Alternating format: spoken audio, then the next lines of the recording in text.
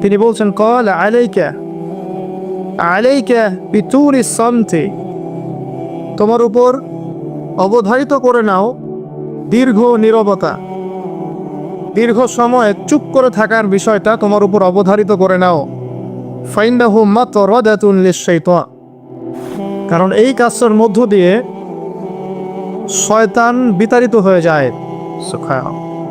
ওয়া আউনুল লাকা আলা আমরি দীনিক, দীর্ঘ সময় চুপ থাকলে তোমার দিনের প্রতিটা কাজ করার ব্যাপারে আল্লাহ তোমাকে সাহায্য করবেন, বা দীর্ঘ নীরবতার ব্যাপারটা দিনের প্রতিটা কাজ করার ক্ষেত্রে তোমাকে সহযোগিতা করবে। সিজদা করছেন, শুধু সুবহান রাব্বিয়াল আলা এতটুকু বলে উঠে যাবেন না, কমপক্ষে একটা দুটো দোয়া করেন, একটা দুটো দোয়া করেন সিজদায়, কারণ সিজদায় সবচেয়ে বেশি দোয়া কবুল হয়। আল্লাহ রাসূল সাল্লাল্লাহু আলাইহি ওয়াসাল্লাম বলেছেন, বান্দা সিজদায় আল্লাহর যত কাছে থাকে অন্য কোনোভাবে বান্দা এত কাছে আসতে পারবে না। এবং এখানে তোমরা বেশি বেশি দোয়া করো, নবী সাল্লাল্লাহু আলাইহি ওয়াসাল্লাম বেশি বেশি দোয়া করতে বলেছেন।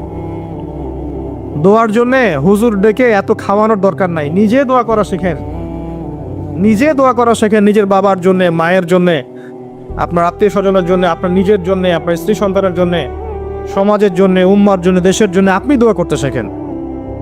আপনার একটা প্রয়োজন, এই প্রয়োজনটাকে আমি বুঝতে পারবো, ওই আবেগটাকে আমার আসবে। আপনার যেটা প্রয়োজন, আপনার আবেগ আপনার আসবে। আপনার সন্তান অসুস্থ, আমি কি বুঝবো সেই ফিলিংসটা কেমন? আপনি বুঝবেন সেই ফিলিংসটা কেমন। কুলতু, আমি বললাম, জিদনি ইয়া রাসূলুল্লাহ, হে আল্লাহর রাসূল সাল্লাল্লাহু আলাইহি ওয়াসাল্লাম, আমাকে আরো বাড়িয়ে দিন, আরো কিছু বলুন, আরো কিছু ওসিয়ত করুন। কয় না, তিনি বললেন, ইয়াকা ওয়া কাসরাতাদ দাহিক, সাবধান থাকবে, বেশি বেশি হাসবে না। ফাইন্নাহু ইউমিতুল কলব, কারণ যারা অধিক পরিমাণে হাসাহাসি করে তাদের কলব মরে যায়, তাদের কলবের মৃত্যু ঘটে। ওয়া ইয়াযহাবু বিনূরি ওয়াজহি, এবং চেহারার মধ্যে নূর চলে যায়, চেহারায় কোনো জ্যোতি বা নূর থাকে না। কুলতু জিদনি ইয়া রাসূলুল্লাহ, আল্লাহর রাসূল সাল্লাল্লাহু আলাইহি ওয়াসাল্লাম, আমাকে আরো বাড়িয়ে দিন, আরো কিছু ওসিয়ত করুন। ক্বালা, এবার তিনি বললেন সাল্লাল্লাহু আলাইহি ওয়াসাল্লাম, কুলিল হাক্কা ওয়া ইন কানা মুররান, সর্বদা সত্য কথা বলবে, সত্যের উপর থাকবে যদিও এটা অন্যের কাছে তিক্ত হয়।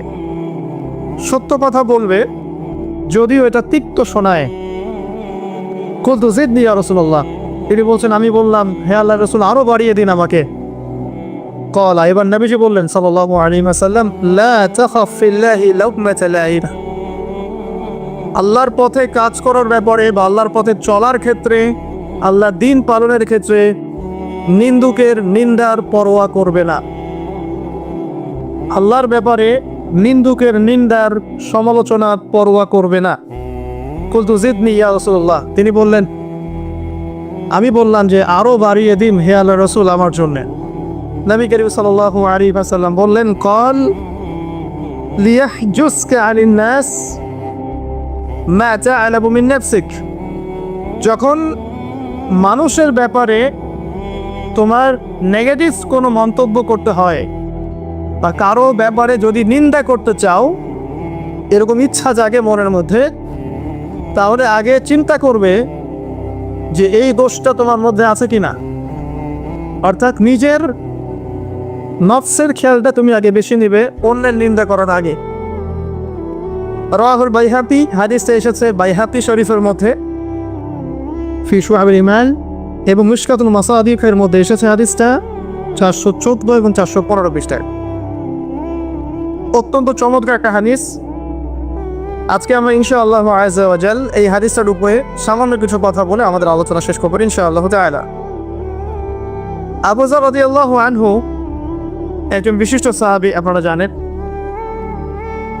যার ব্যাপারে নবী করিম সাল্লাল্লাহু আলাইহি ওয়াসাল্লাম বলেছিলেন, আবু যর, তুমি খুব নরম মানুষ, তাই কখনো দায়িত্ব চেয়ে নিও না, কারণ তোমার উপরে যদি দুইজন মানুষের দায়িত্ব দেয়া হয়, তোমাকে যেন ছুরিবিহীন জবাই করে দেয়া হলো। আবু যর রাদিয়াল্লাহু আনহু খুব আধ্যাত্মিক নরম মনের মানুষ ছিলেন।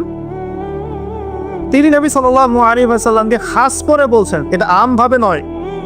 আমি যেমন আমভাবে সবার উদ্দেশ্যে কথাগুলো বলছি, এভাবে আমভাবে নবীজি এই কথাটা তাকে বলেননি, বরং খাসভাবে বলেছেন, পার্সোনাল নসিহত, ইন্ডিভিজুয়ালি বলেছেন। তিনি বলছেন, হে আল্লাহর রাসূল, আমাকে কিছু নসিহত করো, কিছু ওসিয়ত করো। ওসিয়ত কি জিনিস? যেমন কেউ চলে যাওয়ার আগে ওসিয়ত করে, বাবা ইন্তেকাল করছে তার আগে ওসিয়ত করে, মাকে দেখিস, হ্যাঁ বোনদের খোঁজ খবর রাখিস, সন্তানদের ব্যাপারে খোঁজ খবর রাখি, ইত্যাদি। এটা ওসিয়ত করা মানে যে কথাগুলো আমরা অক্ষরে অক্ষরে পালন করতে চাই, প্রতিশ্রুতি ব্যক্ত করি, এরকম কথা, কনভারসেশন। একটু চিন্তা করেন, নবী করিম সাল্লাল্লাহু আলাইহি ওয়াসাল্লাম যদি আপনাকে আমাকে খাস করে কোনো জায়গায় ডেকে নিয়ে কথাটা বলতেন, কেমন হতো? মনে করেন নবী সাল্লাল্লাহু আলাইহি ওয়াসাল্লাম জীবিত আছেন বা আমরা তার সাক্ষাৎ পেয়েছি, আর আমরা কেউ একজন আমাদের মধ্যে গিয়ে থাকে, বললেন, ইয়া রাসূলুল্লাহ, আমাকে কিছু নসিহত করেন, আমাকে খাস করে কিছু ওসিয়ত করেন। তখন এই ওসিয়তগুলো স্পেশাল হবে, এবং আপনি আমি কখনোই চাইবো না জীবন চলে গেলেও এগুলোর কোনো একটা আমরা ছেড়ে দেই, তাই না? আবু যর রাদিয়াল্লাহু আনহু এই সুযোগটা নিয়েছেন। নবী সাল্লাল্লাহু আলাইহি ওয়াসাল্লাম বলছেন, প্রথম যে উসিকা বিতাকওয়াল্লাহ, আমি তোমাকে সর্বপ্রথম নসিহত করছি তুমি আল্লাহকে ভয় করবে। তাকওয়া কি জিনিস? নবীজি বলছেন, ফাইন্নাহু আযয়ানু লিআমরিকা কুল্লি, এই তাকওয়াটাই সমস্ত কাজের সৌন্দর্য বর্ধন করবে তোমার জীবনে। তুমি যত কাজ করবে, প্রত্যেকটা কাজ যদি আল্লাহকে ভয় করে করো, প্রত্যেকটা কাজ তোমার জীবনের সৌন্দর্য বর্ধন করবে ইনশাআল্লাহ তাআলা। খুব সংক্ষিপ্ত আকারে বলতে পারি, আল্লাহ রাব্বুল আলামিনের তাওহীদের সাথে কাউকে শরীক না করা, এক কথায় আল্লাহর সাথে শিরক না করার নাম তাকওয়া। ঠিক আছে? আল্লাহ এক, আল্লাহ অদ্বিতীয়, তিনি মহাবিশ্বের স্রষ্টা, আমাদের স্রষ্টা, সৃষ্টিকর্তা, পালনকর্তা, রিজিকদাতা, জীবন মৃত্যুর মালিক, বিধানদাতা। এই প্রত্যেকটা কনসেপ্ট আল্লাহর জন্যে খাস করার নাম হচ্ছে তাওহীদ। আর এখানে যদি আমরা কাউকে সমকক্ষ দাঁড় করাই তাহলে শিরক হয়ে যাবে। এই শিরকটা তিনভাবে হয়ে থাকে। মানুষ চিন্তার ক্ষেত্রে শিরক করতে পারে। কেউ যদি মনে করে মহাবিশ্বের কোনো স্রষ্টা নাই তাহলে শিরক করবে। কেউ যদি মনে করে স্রষ্টা আরও একজন আছে বা একাধিক আছে তাহলে শিরক করবে।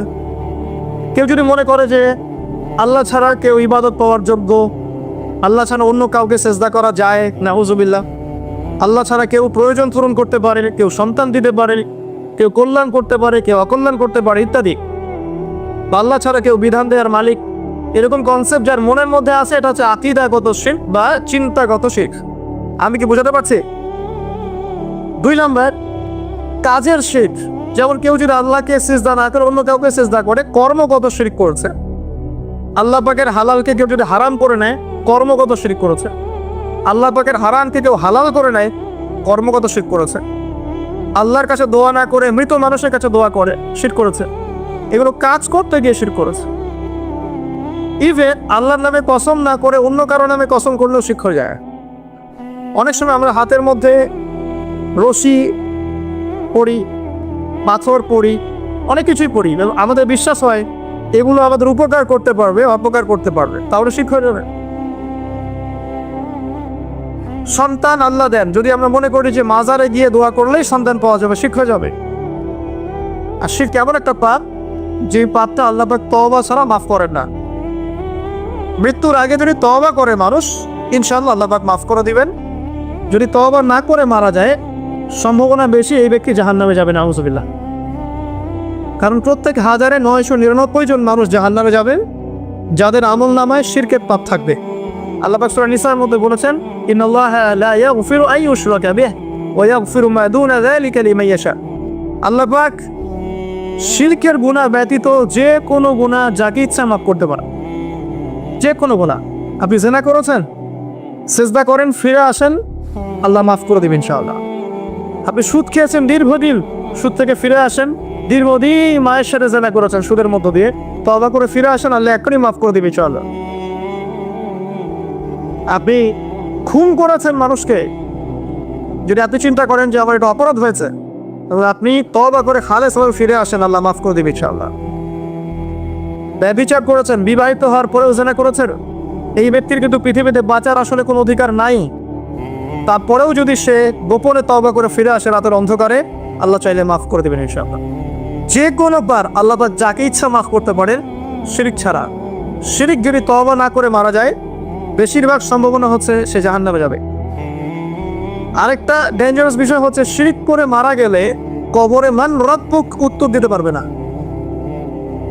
যারা মান রব্বুকে উত্তর দিতে পারবে, নিঃসন্দেহে তারা কখনো শিরিক করে নাই, আল্লাহ পাকের তাওহীদের উপরে ছিল। আমরা শিরকের অনেক কিছু বুঝি ঠিকই, আধুনিক একটা শিরিক বুঝি না। আধুনিক শিরক এটা যেমন আল্লাহ পাক যা নাজিল করেছেন, এখানে যে বিধানগুলো আছে এগুলোকে যদি কেউ ডিনাই করে বা এগুলোকে পাশ ফিরিয়ে অন্য কোনো বিধানকে বেটার মনে করে, আল্লাহর বিধানে চাইতে বেটার মনে করে বা সমকক্ষ মনে করে, এটাও শিরক। এটাও শিরক। আল্লাহ পাক কিছু হালাল করেছেন, আমরা যদি মনে করি এটা হারাম, তাহলে শিরক, এটাও শিরক। সূরা তাওবার 31 নম্বর আয়াতটা পড়ে দেখবেন ইনশাআল্লাহ। যাই হোক, তাকওয়ার প্রথম স্টেজ হচ্ছে আমাদেরকে শিরক করা যাবে না, তাওহীদে থাকতে হবে ইনশাআল্লাহ। 2 নম্বর, আল্লাহ পাকের যত আদেশ আছে এগুলোকে মেনে চলার নাম তাকওয়া। ফর এক্সাম্পল সালাত, সাওম, সাদাকা, হজ, উমরা, যাকাত, সত্য কথা বলা, পিতামাতার খেদমত ইত্যাদি যতগুলো আদেশ কোরআন এবং সুন্নাহর মধ্যে আছে এগুলোকে মেনে চলা তাকওয়ার পরিচয়। 3 নম্বর, আল্লাহ পাকের যত নিষেধ আছে এই সমস্ত নিষেধগুলোকে বর্জন করার নামও তাকওয়া। শুধু আদেশ মানলাম, নিষেধ বর্জন করলাম না, এটা আসলে প্রকৃত তাকওয়ার পরিচয় নয়। আজকে আমরা মাশাআল্লাহ সবাই সালাত পড়েছি, কালকে সকালে যদি আবার সুদি লেনদেন করি, আমার মধ্যে তাকওয়া আসলে নাই। আমি ধর্মীয় জীবনে পাক্কা মুসল্লি হলেও অর্থনৈতিক জীবনে পাক্কা সুদখোর থেকে গেছি। এই অবস্থা যদি তওবা না করে মারা যায়, মায়ের সাথে জেনার অপরাধ নিয়ে কিয়ামতের মাঠে উঠবে ইনশাআল্লাহ। এটা আমার কথা না, নবী সাল্লাল্লাহু আলাইহি ওয়াসাল্লাম বলেছেন, সহিহ বুখারীর হাদিস।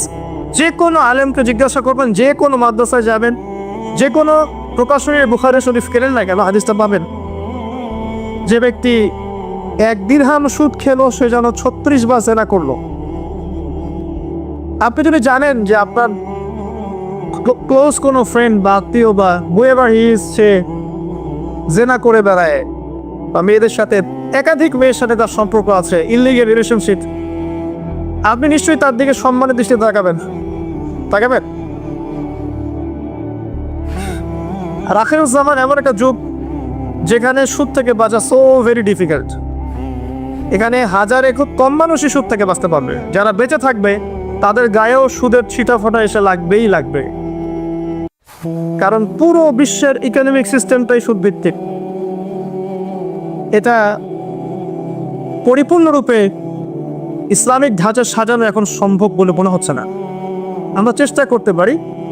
সম্ভব কখন হবে? যখন শেকড় উপরে আসবে। আর শেকড় কখন উপরে হবে? যখন মালহামা হবে। আর মালহামা কখন হবে?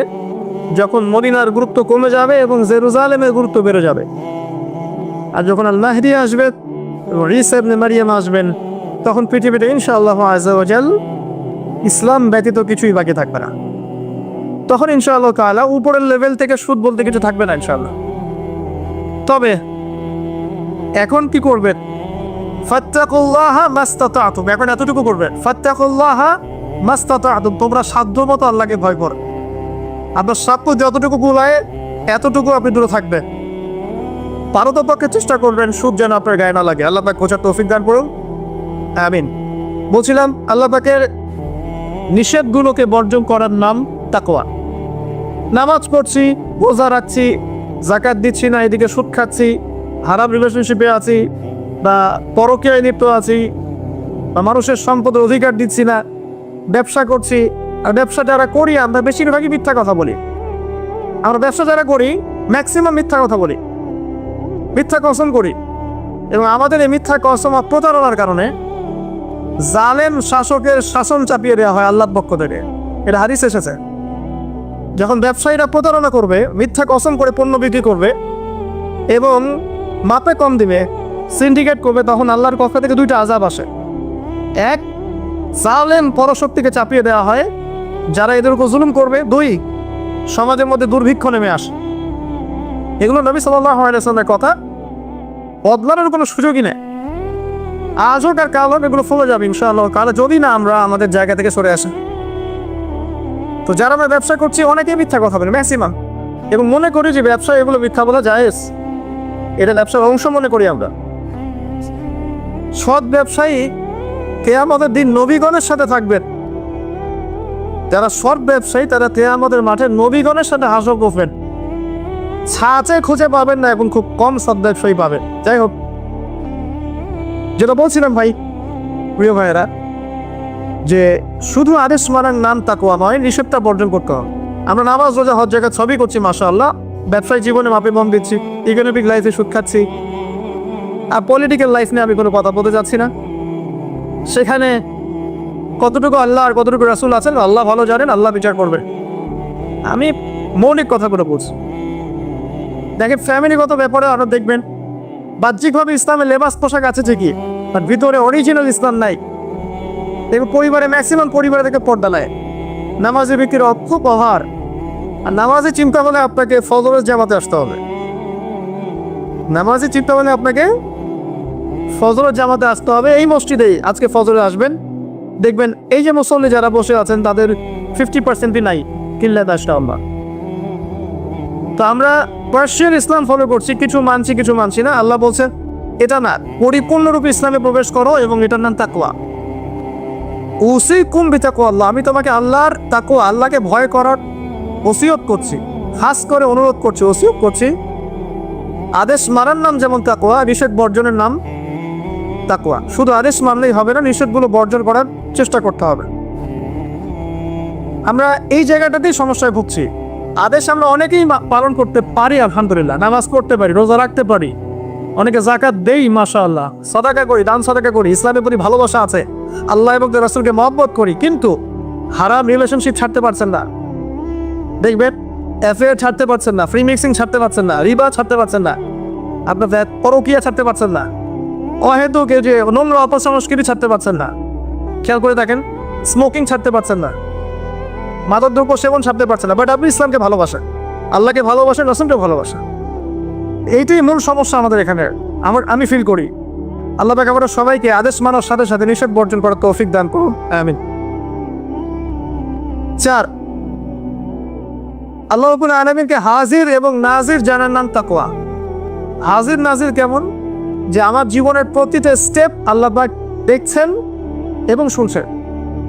আল্লাহ পাক আরশে আজিম থেকেই আমাকে দেখছেন, আমাকে শুনছেন প্রতিটা মুহূর্তে, এখন, আজ, কাল, আগামী, অতীত, বর্তমান, ভবিষ্যৎ, সব সময় আল্লাহ আমাকে দেখছেন, শুনছেন প্রত্যেকটা মুহূর্তে। এই কথা যার মাথায় থাকবে তার পাপ করার প্রবণতা কম হবে ইনশাআল্লাহ। পাপ করলেও সে তওবা করে আল্লাহর কাছে ফিরে আসবে ইনশাআল্লাহ।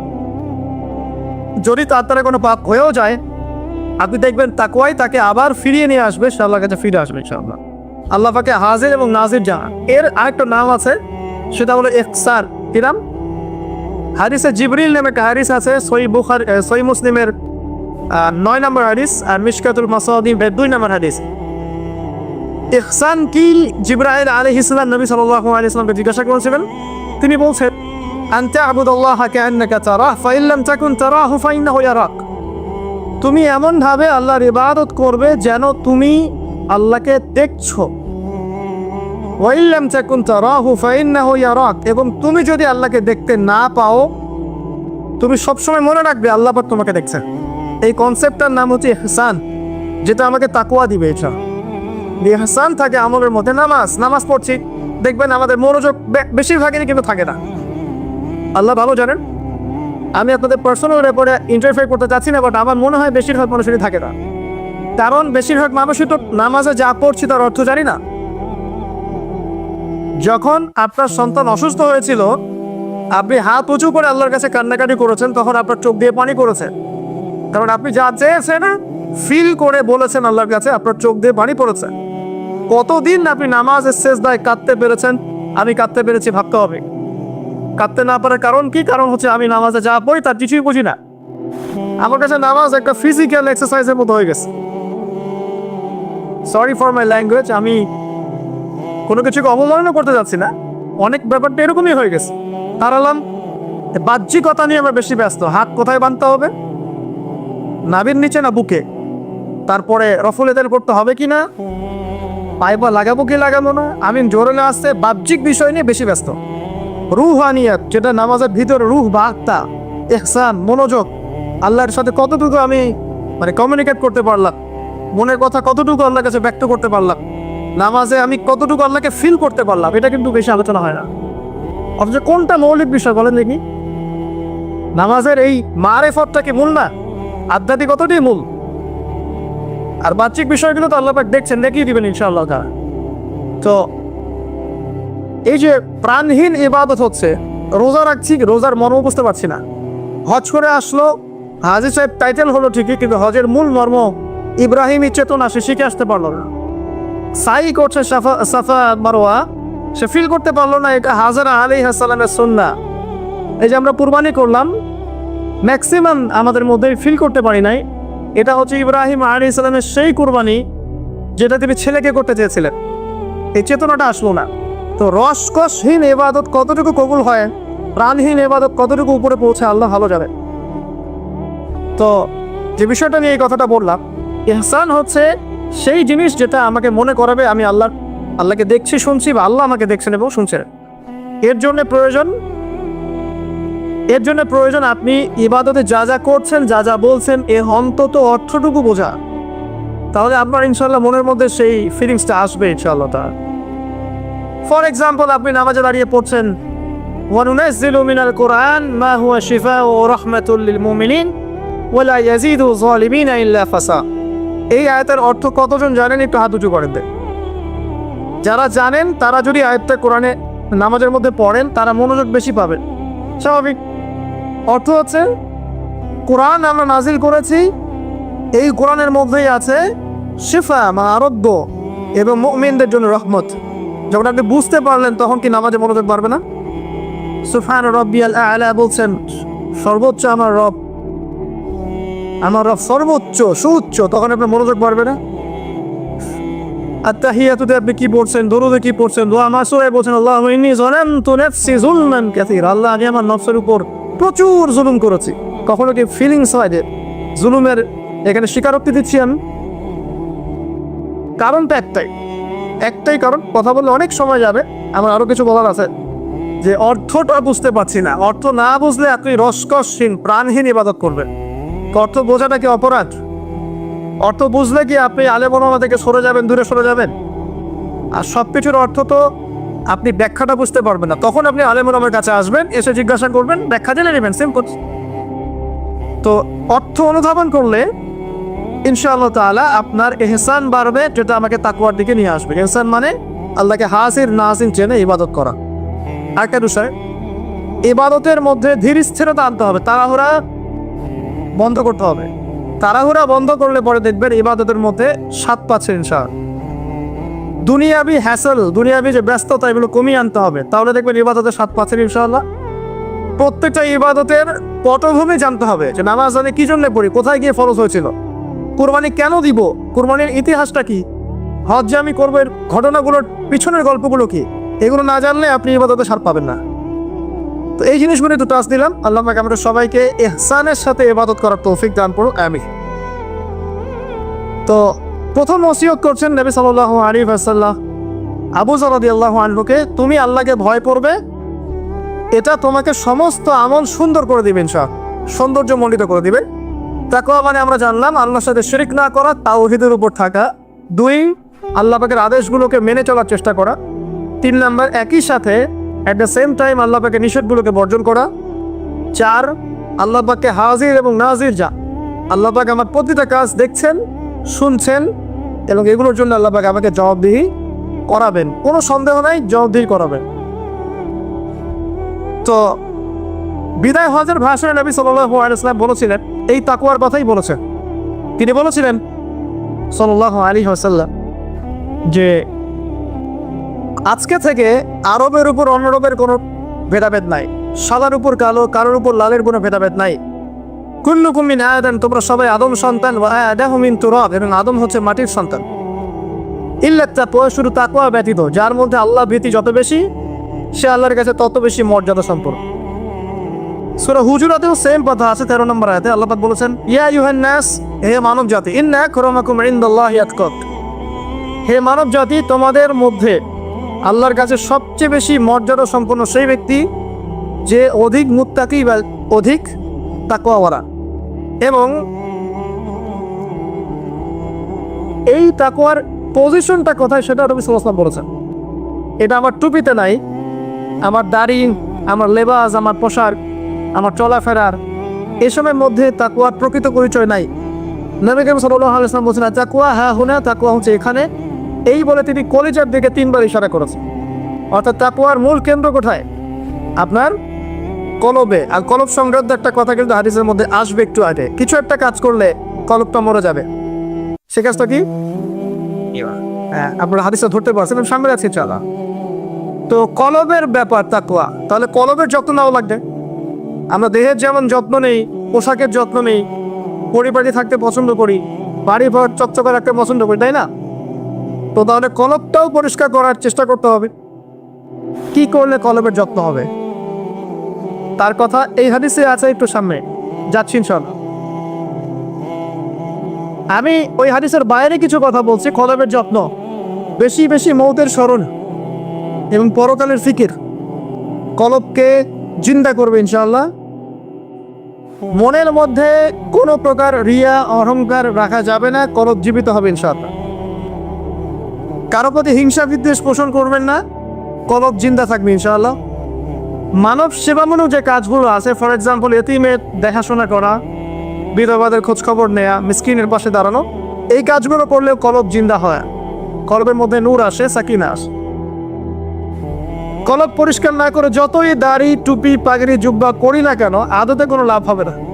আল্লামা তকি উসমানী হাফিজাহুল্লাহর তাসাউফ এবং তাসকিয়া বইটা করতে পারেন, এখানে ডিটেইলস এই বিষয়ে জানতে পারবেন ইনশাআল্লাহ। সামনে যাই।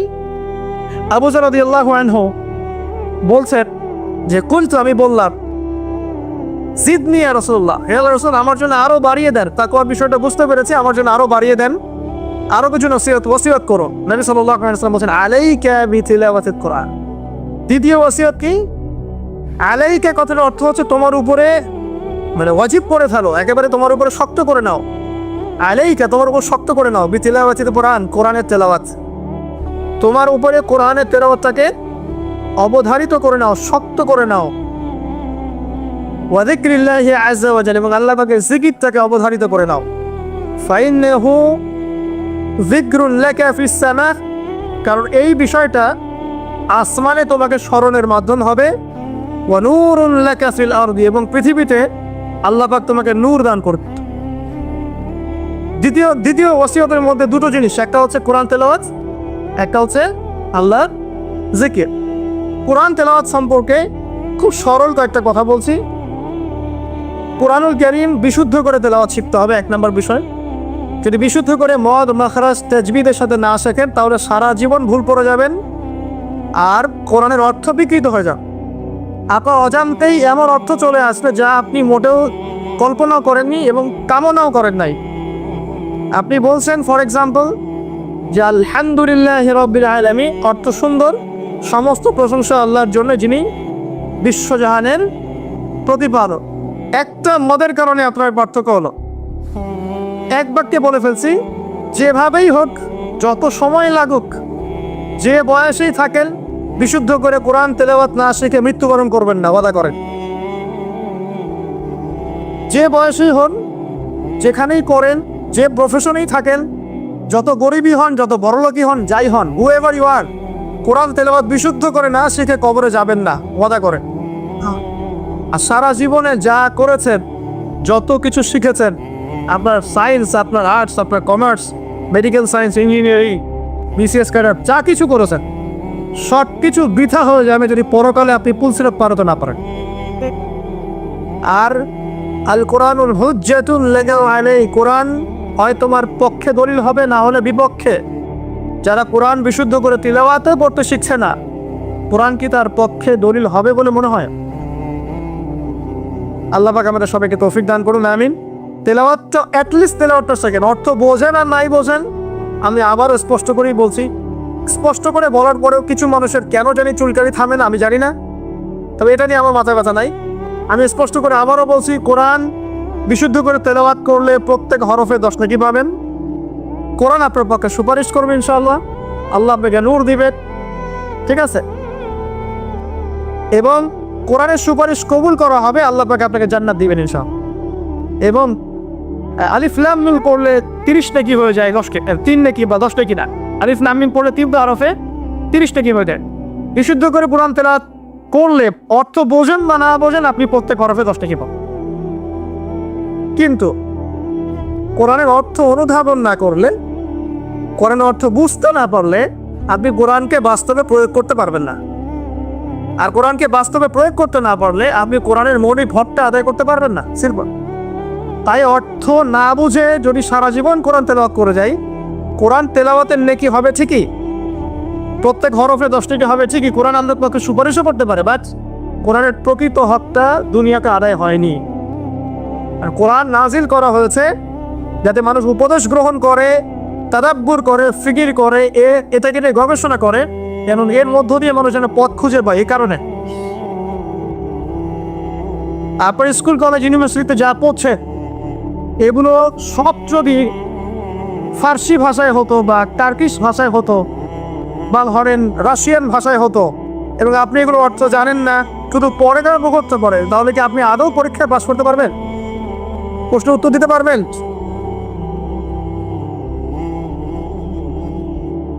অর্থ জানার জন্য কি করতে হবে?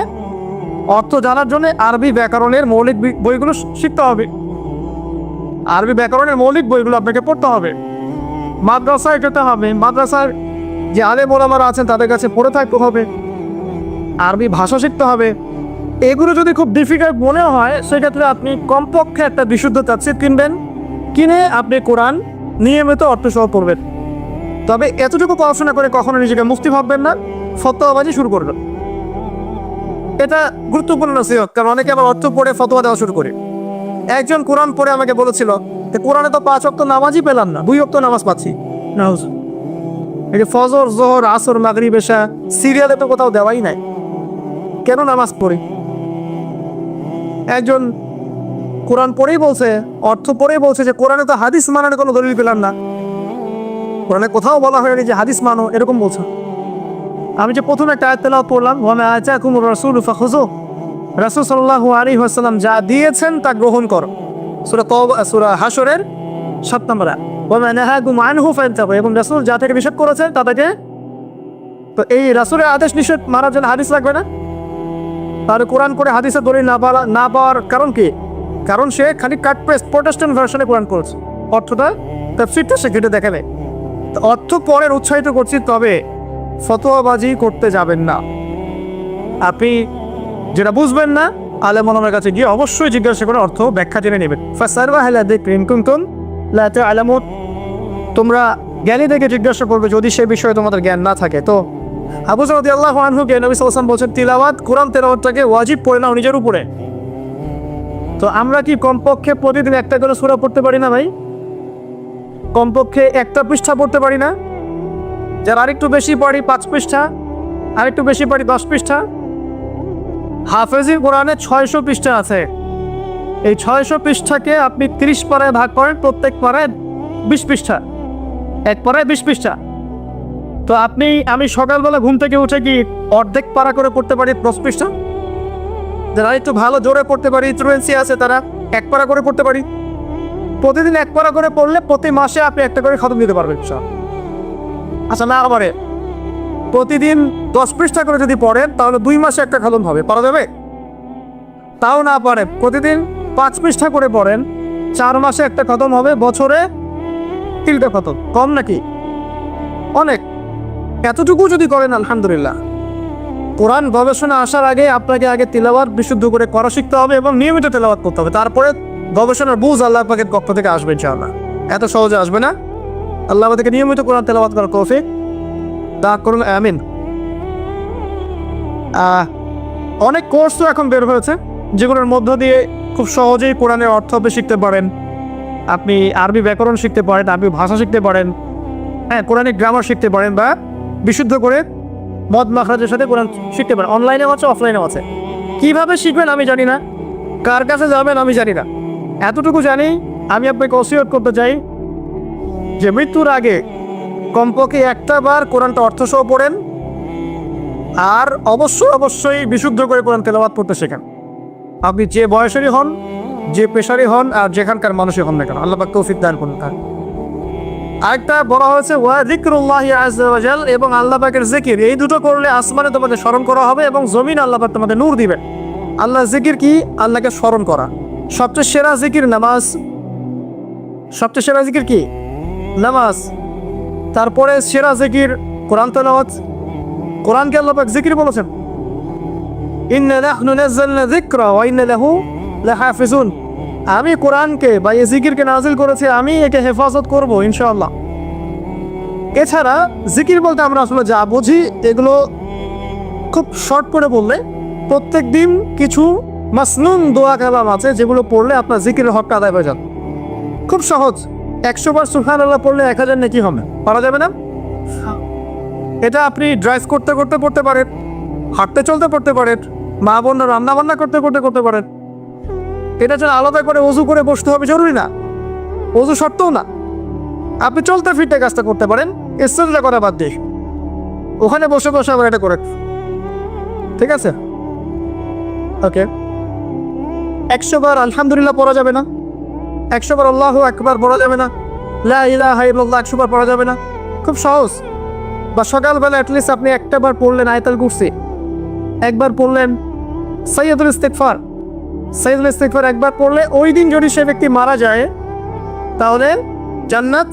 মাগরিবের ওয়াক্তে পড়ে ফজর হওয়ার আগে যদি মারা যায় জান্নাত ইনশাআল্লাহ। এরকম অনেক দোয়া আছে। আউযু বিকালিমাতিল্লাহিদ তাম্মাতি মিন শাররি মা খালাক পড়বেন ইনশাআল্লাহ। কোনো অদৃশ্য দৃশ্যের অনিষ্ট আপনাকে স্পর্শ করবে না ইনশাআল্লাহ।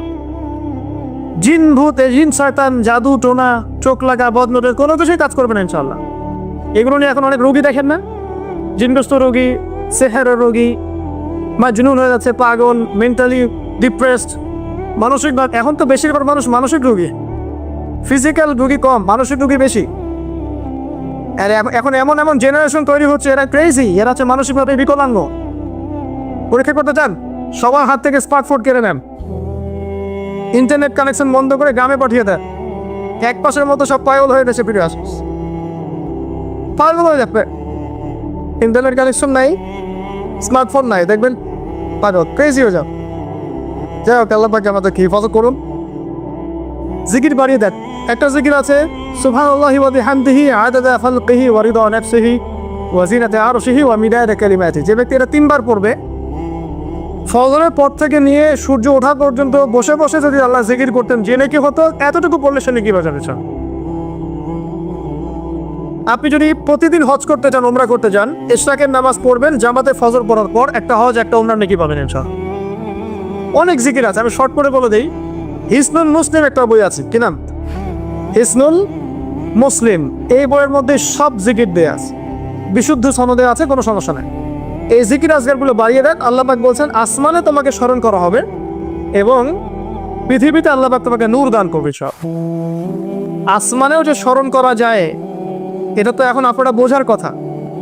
এখন তো এই পিকচারগুলো বের হয়ে আসছে, আপনাকে কত হাজার কত বছর আগের পিকচার দেখানো হচ্ছে না? আচ্ছা, ওখান থেকে পৃথিবীকে দেখতে এরকমই লাগবে। ওখানে গিয়ে যদি দেখা যায় ওখানেও কোনো রশ্মি ধরা পড়েছে, ওরাও পৃথিবীর এত হাজার বছর আগের অতীত দেখবে। যে সূর্যকে আপনি দেখেন, এটা এখনকার সূর্য নয়। যে সূর্য ডুবছে, যেটা আপনি দেখছেন, এটা ওই সময় সূর্য নয়, এটা 8 মিনিট 20 সেকেন্ড আগে সূর্য। আমরা আসলে বর্তমান দেখি না, আমরা অতীত দেখি। আমরা মহাকাশে আসলে বর্তমান দেখি না, অতীত দেখি। এই পুরো জিনিসটা, এই যে বিজ্ঞানের জয় জয়কার বলা হচ্ছে না, এটা নিয়ে ইনশাল্লাহ আমি একটা লেকচার দিব ইনশাআল্লাহ তাআলা, ভেরি রিসেন্টলি ইনশাআল্লাহ। এখানে অন্য একটা মেসেজ আছে।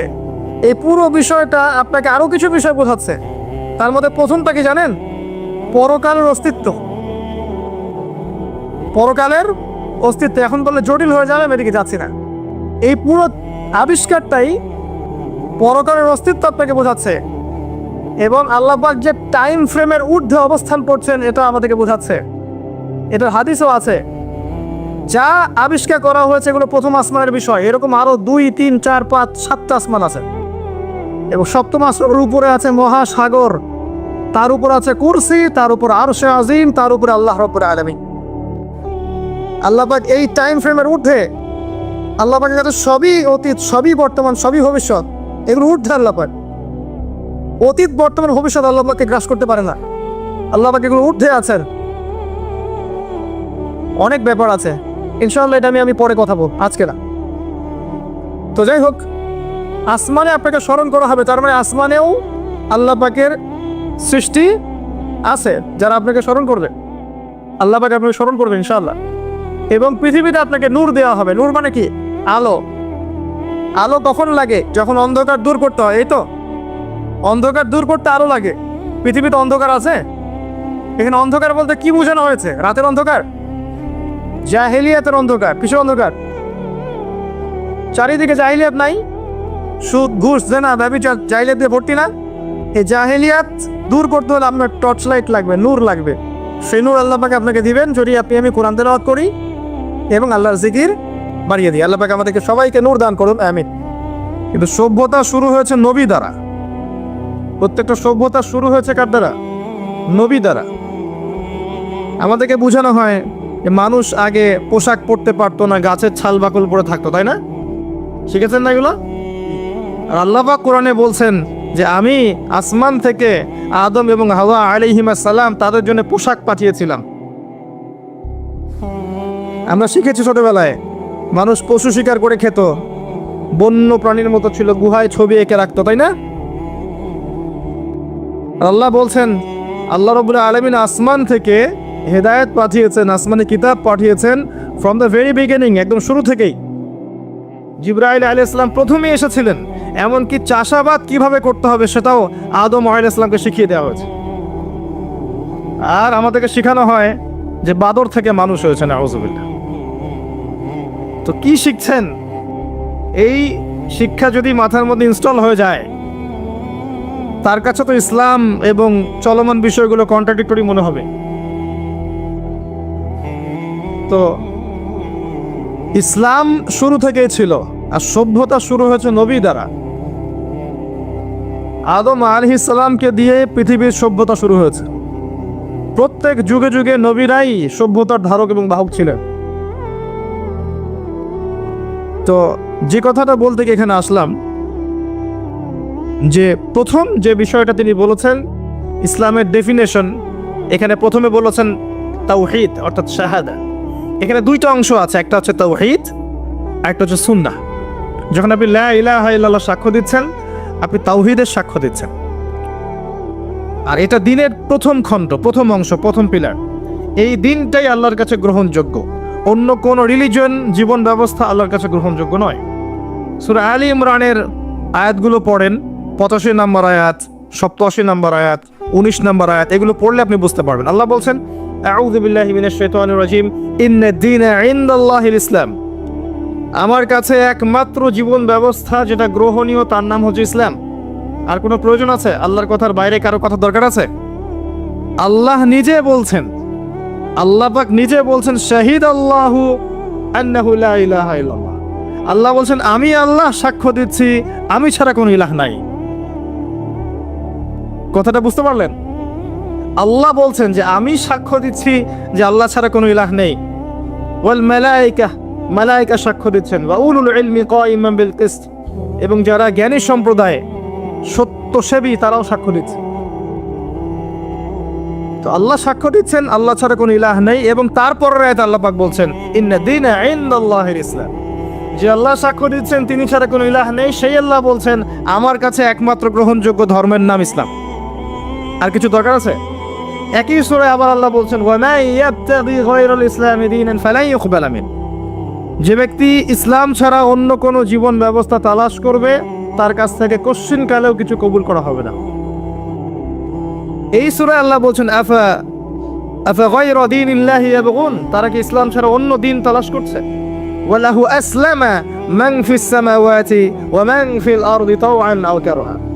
অথচ আসমান সমূহে এবং জমিনের প্রতিটা সৃষ্টি ইচ্ছায় হোক অনিচ্ছায় হোক আল্লাহর সামনে আত্মসমর্পণ করেছে।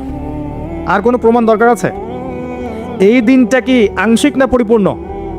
সূরা মাইদায় চলে যান, আল্লাহ পাক বলেছেন, আল ইয়াউমা আকমালতু লাকুম দীনাকুম।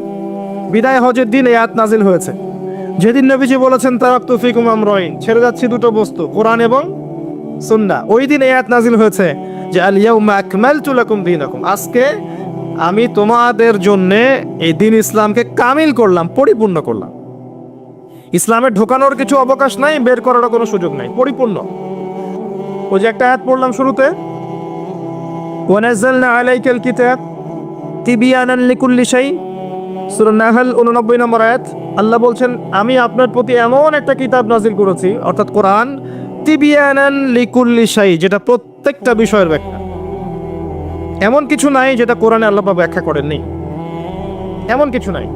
ওয়া হুদান, এবং এটা হেদায়েত, ওয়া রাহমা, এবং দয়া, ওয়া বুশরা লিল মুসলিমিন, মুসলিমদের জন্য এটা সুসংবাদ। এরকম আয়াত আরো অনেক জায়গায় আছে, স্পেশালি সূরা কাহফের 54 নম্বর আয়াতেও আছে, আর অনেক সূরা বনী ইসরাঈলের মধ্যেও আছে। সবগুলো বললে আমাদের টাইম চলে যাবে, অল্প করে বলছি। তো আল্লাহ বলছেন কোরআন এবং সুন্নায় সবকিছু ব্যাখ্যা করা আছে, এবং এই দুটা হচ্ছে ইসলামের দুইটা মেইন পিলার। এই দুইটার উপরে দিন ইসলাম পরিপূর্ণ, ঢুকানোর কোনো সুযোগ নাই, বের করার সুযোগ নাই। ইসলাম কি শুধু ইবাদত করতে শিখায়, না আপনার পরিবারের চর্চাও শিখায়? ইসলামে কি শুধু পারিবারিক হেদায়েতই আছে, না সামাজিক হেদায়েতও আছে?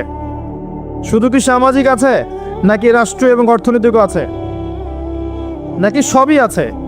উত্তর কোনটা? সব আছে, এটা মেনে নেন। এখন আমল করতে গিয়ে যদি আপনি না পারেন, সেটা আলাদা বিষয়। আমল করতে গিয়ে হয়তো আপনি পারছেন না, আপনি ইবাদত করতে পারছেন, হয়তো পারিবারিক বিষয়টা পারছেন না, বা পারিবারিকটা পারছেন, সামাজিকটা পারছেন না, সামাজিকটা পারছেন, পলিটিক্যালটা পারছেন না। না পারার বিষয়টা ডিফারেন্ট। আগে আকীদা ঠিক করেন যে ইসলামে আছে সমাধান। আকীদা ঠিক করে যদি কেউ আমল করতে নাও পারে, ইনশাআল্লাহ আল্লাহ পাক মাফ করতে পারেন।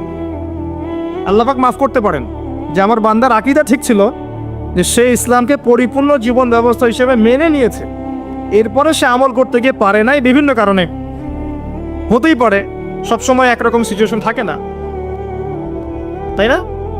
কিন্তু যদি আকীদাই ঠিক না থাকে, যদি কেউ মনে করে না ইসলামে সব কিছু নাই, এটা এই যুগে চলে না, ওই যুগে চলতো, ইসলামের বিধানগুলো সব মৌলবাদী বিধান, এগুলো চলে না ওই যুগে, এই যুগে চলে না, ওই যুগে চলতো, এগুলো করতে গেলে আমরা পিছায় পড়বো, আকীদাই যদি গলত থাকে, তাহলে তো সমস্যা।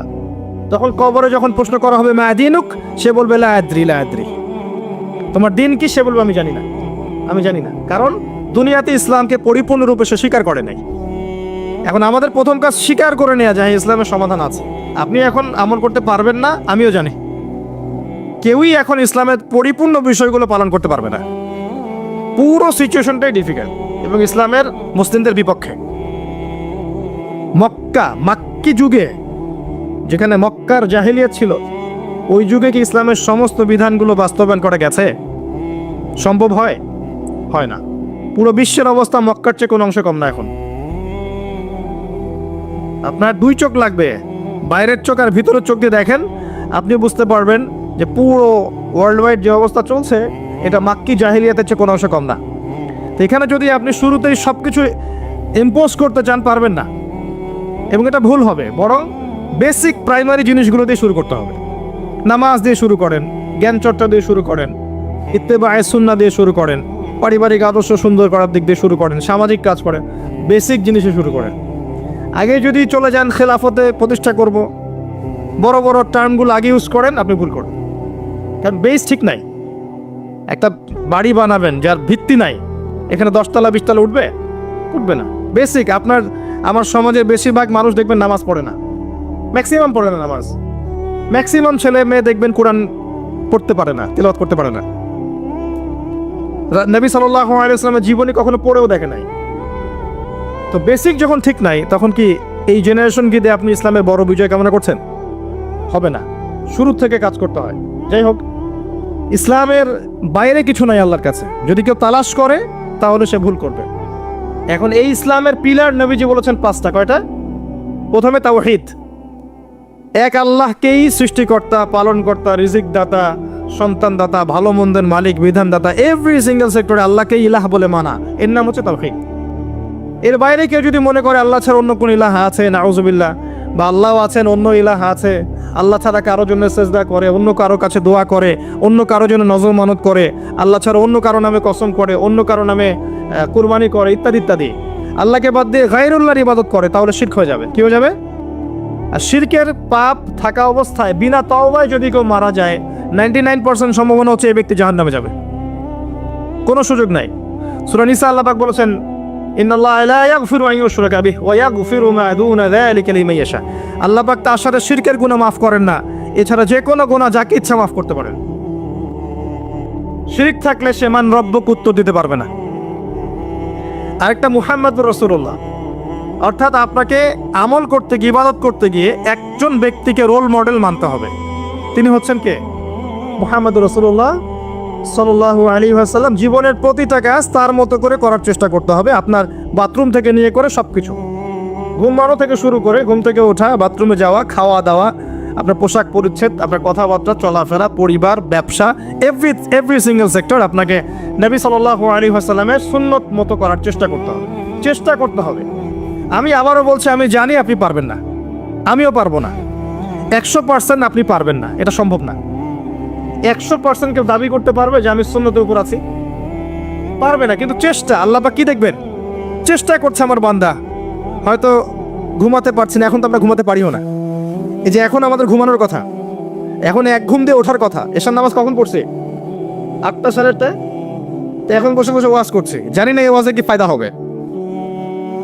সত্যিকার অর্থে এখন আমাদের ঘুমানোর কথা ছিল।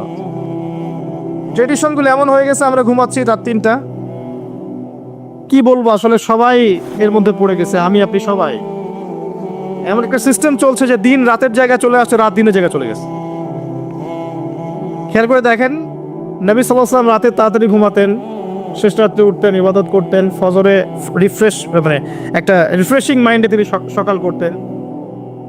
আর আমাদের খেয়াল করে দেখেন, আমরা এই জেনারেশন যারা আছে বেশিরভাগই দেখায় লেট নাইট, এবং দিনটা ওদের জন্য ছোট হয়ে যায়, দেরি করে ওঠা। তো সকালের বারাকাটা আমরা বঞ্চিত হচ্ছে। আল্লাহ পাক আমাকে এবং আপনাদের সবাইকে যেন তৌফিক দান করেন, যাতে আমরা সকালের বরকতটা পেয়ে যাই, আল্লাহুম্মা আমিন। এবং এই অভ্যাসটা কঠিনভাবে আঁকড়ে ধরতে হবে। আল্লাহ পাক তৌফিক এনায়েত করুন আমাকে, আপনাকে, সবাইকে, আল্লাহুম্মা আমিন। তো সুন্নতের কথা বলছিলাম যে প্রতিটা কাজে সুন্নত চেষ্টা করতে হবে। হয়তো আমরা পারবো না, কিন্তু আল্লাহ পাক আমাদের চেষ্টা দেখবেন, এতটুকুই। 2 নাম্বার, আল্লাহ নবী সাল্লাল্লাহু আলাইহি ওয়াসাল্লাম বলেছেন, ওয়া আন তুকিমাস সালাত। ইসলামের সেকেন্ড পিলার কি? সালাত। 5 ওয়াক্ত সালাত আদায় করার চেষ্টা করতে হবে না, নিজের উপর আবশ্যক করে নিতে হবে। আপনি যাই করেন, আমার কথা শোনেন, আপনি যাই করেন, যত পাপই করেন না কেন, নামাজটা ছাড়েন না। নামাজটাই আপনাকে ইনশাআল্লাহ পাপ থেকে দূরে রাখবেই ইনশাআল্লাহ। যে ব্যক্তি নামাজ পড়ে তার মধ্যে একটা মনের মধ্যে একটা ভয় কাজ করে যে আমি নামাজ পড়লাম, কিভাবে ঘুষ নিব? নামাজটা পড়লাম, কেন সুদ খাবো? নামাজ পড়লাম, কেন মানুষকে ঠকাবো? তার মনের ভিতরে কিন্তু একটা সারা, একটা নকিং হবেই। সালাত আপনাকে সমস্ত অশ্লীল এবং গর্হিত কাজ থেকে বিরত রাখবে ইনশাআল্লাহ। নামাজটা ছাড়েন না, যত পাপ করছেন করেন, আমি বলি নামাজ ছাড়েন না। ইনশাআল্লাহ একদিন নামাজই আপনাকে পাপ থেকে বের করে আনবে ইনশাআল্লাহ। আর শয়তান আপনাকে হতাশ করতে চাইবে, শয়তান আপনাকে হতাশ করতে চাইবে যে তুই তো গার্লফ্রেন্ডের সাথে কথা বললি, রাতের বেলা পর্ন দেখলি, তুই তো ফ্রি মিক্সিংয়ে আছিস, তুই মাদক দ্রব্য খাচ্ছিস, তুই কাজে ফাঁকি মারিস, তুই ট্যাক্স আদায় করিস নাই, দুর্নীতি করছিস, তুই আবার নামাজ পড়বি কেন? শয়তান আপনাকে বোঝাবে কিন্তু যে নামাজ তো আমার শোভা পায় না, আমি তো অনেক পাপী মানুষ। এই ধোকায় পা দিবেন না। আপনি নামাজ কন্টিনিউ করতে থাকেন, ইনশাআল্লাহ আল্লাহ পাক আপনাকে পাপ থেকে বের করে আনবেন ইনশাআল্লাহ। ওই নামাজটা যদি ছেড়ে দেন তাহলে আর কোনো হাতিয়ার বাকি থাকবে না। আর আপনি যত পাপ করেন না কেন, মায়ুস হবেন না, মন ছোট করবেন না। আপনার একটা সেজদা, যে সেজদা আপনি চোখের পানি ঢেলে দিয়েছেন আল্লাহর কাছে, যে আল্লাহ আমার ভুলগুলো তুমি মাফ করে দাও, আমার তওবা তুমি কবুল করো, ইনশাআল্লাহ দেখবেন ওই একটা সেজদা যদি কবুল হয়ে যায়, আল্লাহ পাক আপনার সব গুনাহ মাফ করে দিবেন ইনশাআল্লাহ। হতাশ হবেন না। শয়তান হতাশ করতে চাইবে মানুষকে, শয়তান মানুষকে হতাশ করতে চাইবে। এমনকি আপনার যদি পাহাড়ের পরিমাণ ঋণ থাকে, ওই ঋণ শোধ করার ব্যবস্থা আল্লাহ পাক করে দিবেন ইনশাআল্লাহ। হতাশ হবেন না, নামাজ ছাড়েন না। আর আমি একটা কথা বারবার বলেছি, আবারও বলছি যে চলমান যে 3G 4G নামাজগুলো চলছে, এগুলো থেকে নিজেকে দূরে রাখবে। সব এখন ডিজিটাল, নামাজও ডিজিটাল। দেখা যায় যে 5 মিনিটের মধ্যে 4 রাকাত নামাজ শেষ, মাশাআল্লাহ। ইমাম সাহেব যদি 10 মিনিট পড়ায় দেয়, তাহলে তো তার চাকরি নট। বোঝেন না এত তারা, আমার সময় নাই, আমরা ব্যস্ত মানুষ, এত সময় লাগে নামাজ পড়তে? ইমাম সাহেবকে বলছে, কমিটি ইমাম সাহেবকে চার্জ করছে, অথচ ইমামের উচিত তাদেরকে চার্জ করা। উল্টে গেছে এখন আর কি। ওইদিকে আসবো আমি। দাসী তার মনিবকে জন্ম দিবে, মানে সমাজের ন্যায় অন্যায়, ভালো মন্দ, হক বাতিলের মানদণ্ড উল্টে যাবে। দাসী কখনো মনিবকে জন্ম দেয়? মানদণ্ড উল্টে যাবে। আসেন রিল্যাক্সে নামাজ পড়বেন ইনশাআল্লাহ, আল্লাহ পাক তৌফিক দান করুন। নামাজের মধ্যে যা পড়ছেন এটাকে বোঝার চেষ্টা করতে হবে অর্থটা, তখন দেখবেন নামাজে মনোযোগ বাড়বে ইনশাআল্লাহ। তার আগে অজুটাকে ভালো করে করবেন, তাড়াহুড়া করে অজু করবেন না, রিল্যাক্সে অজু করেন, অজুর অঙ্গগুলোকে সুন্দর করে ধোন। অজু পরিষ্কার হয় না, এই জন্য নামাজে মনোযোগ থাকে না। আর একটা বদ অভ্যাস আমারও আছে, আপনাদের সবারও আছে আমি জানি, অজুতে আমরা যে পরিমাণ পানি খরচ করি, এই পরিমাণ পানি দিয়ে নবী সাল্লাল্লাহু আলাইহি ওয়াসাল্লাম গোসল করতেন। হ্যাঁ, আর আপনার মাথায় যত চুল আছে তার চেয়ে বেশি চুল ছিল নবী সাল্লাল্লাহু আলাইহি ওয়াসাল্লামের মাথায়। আপনার দুজন তিনজনের মাথায় যত চুল আছে তার চেয়ে বেশি চুল ছিল নবী সাল্লাল্লাহু আলাইহি ওয়াসাল্লামের মাথায়। তারপরেও তিনি অল্প পানি দিয়ে গোসল করে ফেলতেন। আর আমাদের দেখবেন জারিমানের জোর যত বেশি, তার ট্যাপের স্পিড তত বেশি। দেখবেন জোরে ট্যাপ ছেড়ে দিয়েছে, অজু করতেছে। একজন মানুষের গোসলের পানি দিয়ে একাই অজু করে ফেলবে। পানির লেয়ার দিন দিন নেমে যাবে আমাদের এই পাপের কারণে। কুল আরাআইতুম ইন আসবাহা মাউকুম গাওরা, সূরা মুলকের শেষ আয়াত পড়ে দেখেন। বলুন হে নবী, তোমরা যদি কখনো সকালে উঠে দেখো যে পানির স্তর সব নিচে নেমে গেছে, পানি নাই, ফামা ইয়াতিকুম বিমাইন মাইন, কোন সেই সত্তা আছে তোমাদেরকে পানি এনে দিবে, প্রবাহমান পানি? দিন দিন ঢাকা শহর সহ বড় বড় যে সিটিগুলো আছে এগুলোর পানির লেয়ার নিচে নেমে যাচ্ছে। আমাদের অপচয়ের কারণে এমন হচ্ছে। প্রচুর পানি আমরা অজুতে অপচয় করি। গোসল দেখবেন শাওয়ার নিচ্ছে, ওই যে আমাদের ডিজিটাল ইয়াজুজের বাথরুম যেগুলো আছে, পানি চোষা বাথরুম, মানে 10-20 বালতি পানি দিয়ে শাওয়ার নিয়ে নিবি। হ্যাঁ, আর মহিলা হলে তো কথাই নাই, আরো 10 বালতি এক্সট্রা লাগায়। তো সমস্যা, অজু ঠিক করতে হবে, তারপরে সলাতে মনোযোগ বসবে ইনশাআল্লাহ। আল্লাহ পাক আমাদেরকে সলাত বুঝে আদায় করার তৌফিক দান করুন। মনোযোগ চলে যাবে, যাওয়া আসা করবে, মনোযোগ যাওয়া আসা করবেই, কিন্তু মনোযোগ ধরে রাখার চেষ্টা করতে হবে ইনশাআল্লাহ তাআলা। আল্লাহ পাকের ইহসান দান করেন, মনোযোগ বাড়বে ইনশাআল্লাহ আযজা ওয়া জাল। আরেকটা টিপস বলবো, সেটা হলো নামাজে সূরাগুলোর মধ্যে ভেরিয়েশন রাখতে হয়। যেমন প্রতিদিন যদি আপনি একই রকম সূরা পড়েন, আমি নিজেও দেখেছি যে আপনি প্রত্যেক ওয়াক্তেই যদি একই সূরা দিয়ে নামাজ পড়ে থাকেন, দেখবেন মনোযোগটা তুলনামূলক কম পাচ্ছেন। তো এক এক রাকাতে যদি আপনি ভেরিয়েশন নিয়ে আসেন, সূরার মধ্যে ভেরিয়েশন বোঝেন তো, বৈচিত্র্য নিয়ে আসেন, আপনি দেখবেন মনোযোগ বাড়বে। এটা খেয়াল করে দেখেন। এবং তাসবিহ তাহলিল যেগুলো করছেন এগুলোর অর্থটার দিকে যদি ফোকাস করেন, মনোযোগ কিছুটা হলেও বাড়বে। আরেকটা কাজ করলে মনোযোগ বাড়বে, প্রত্যেক সেজদায় দোয়া করতে পারলে। সেজদা করছেন, শুধু সুবহান রাব্বিয়াল আ'লা এতটুকু বলে উঠে যাবেন না, কমপক্ষে একটা দুটো দোয়া করেন সেজদায়, কারণ সেজদায় সবচেয়ে বেশি দোয়া কবুল হয়। আল্লাহ রাসূল সাল্লাল্লাহু আলাইহি ওয়াসাল্লাম বলেছেন, বান্দা সেজদায় আল্লাহর যত কাছে থাকে, অন্য কোনোভাবে বান্দা এত কাছে আসতে পারবে না। এবং এখানে তোমরা বেশি বেশি দোয়া করো, নবী সাল্লাল্লাহু আলাইহি ওয়াসাল্লাম বেশি বেশি দোয়া করতে বলেছেন। দোয়ার জন্যে হুজুর ডেকে এত খাওয়ানোর দরকার নাই, নিজে দোয়া করা শেখেন, নিজের বাবার জন্যে, মায়ের জন্যে, আপনার আত্মীয় স্বজনের জন্য, আপনার নিজের জন্য, আপনার স্ত্রী সন্তানের জন্য, সমাজের জন্য, উম্মার জন্য, দেশের জন্য আপনি দোয়া করতে শেখেন। আপনার একটা প্রয়োজন, এই প্রয়োজনটাকে আমি বুঝতে পারবো, ওই আবেগটাকে আমার আসবে। আপনার যেটা প্রয়োজন, আপনার আবেগ আপনার আসবে। আপনার সন্তান অসুস্থ, আমি কি বুঝবো সেই ফিলিংসটা কেমন? আপনি বুঝবেন সেই ফিলিংসটা কেমন।